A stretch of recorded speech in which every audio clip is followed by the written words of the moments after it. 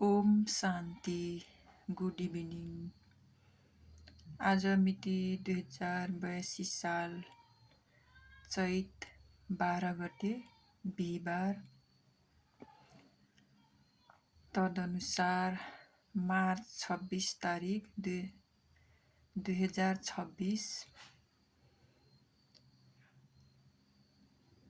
बाबाको महावाक्य मुख्य सारमा छ, मिठे बच्चे सङ्दोषबाट बचेर पढाइमा पुरा ध्यान दियो भने कुनै पनि तुफान आउन सक्दैन। बाँकी मायालाई दोषी नबनाऊ। प्रश्न: कुन एउटा कुरा सदा ध्यानमा राख्यो भने बेडा पार हुनेछ? उत्तरमा छ, बाबा हजुरको जो हुकुम। यसरी सदा बाबाको हुकुममा चलिरह्यो भने तिम्रो बेडा पार हुनेछ। हुकुममा चल्नेहरू मायाको वारबाट बच्छन्, बुद्धिको ताला खुल्छ, अपार खुसी हुन्छ, कुनै पनि उल्टो कर्म हुँदैन। गीत। तुम्हें पाके हमने जहां पा लिया, जमी तो जमीन आसमान पा लिया। ओम शान्ति। मिठे मिठे सिकिलदे बच्चाहरूप्रति माता पिता बाप दादाको याद प्यार एवं गुड मर्निङ। रुहानी बाबाको गुड इभिनिङ। रुहानी बाबाको रुहानी बच्चाहरूलाई नमस्ते।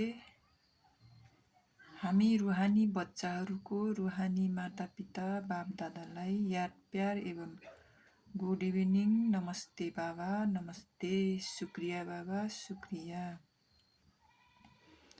धारणाको लागि मुख्य सारमा छ, पहिलो नम्बर, बाबा टिचर सद्गुरुद्वारा जुन शिक्षा मिल्छ त्यसैमा चल्नु छ।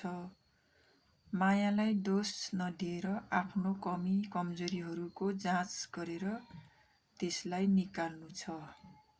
दोस्रो पोइन्टमा छ, अहङ्कारको त्याग गरेर आफ्नो पढाइमा मस्त रहनु छ। कहिल्यै अरूसँग सेवा लिनु हुँदैन। सङ्दोषबाट धेरै सम्हाल्नु छ। वरदानमा छ, सङ्कल्पको इसाराले सारा कारोबार चलाउने सदा लाइटको ताजधारी भव।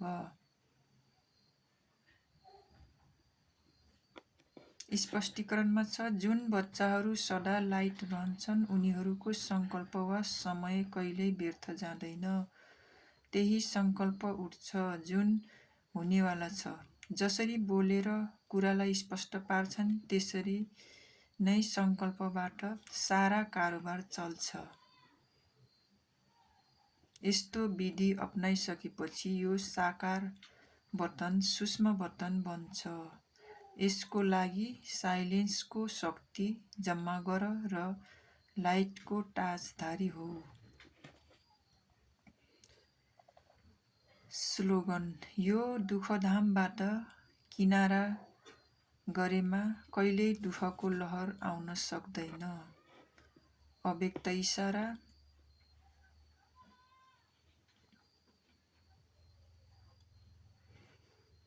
निश्चयको फाउन्डेसनलाई मजबुत बनाएर सदा निर्भय र निश्चिन्त हो। जसरी कारमा ब्याट्री अलिकति कमजोर हुन्छ, कार आफै चलेन भने अरूलाई अलिकति कार ठेल्न लगाउँछन्, त्यसै गरी जुन आत्मामा तिम्रो विश्वास छ र यिनीबाट हामीलाई मद्दत मिल्न सक्छ भनेर सम्झन्छौ भने उनीहरूसँग अलिकति सहयोग लिएर अगाडि बढ्नुपर्छ। कमजोरीको कुरालाई धेरै नसोच्नु, अनि मात्रै खुसीमा अगाडि बढ्दै जानेछौ। ओम शान्ति।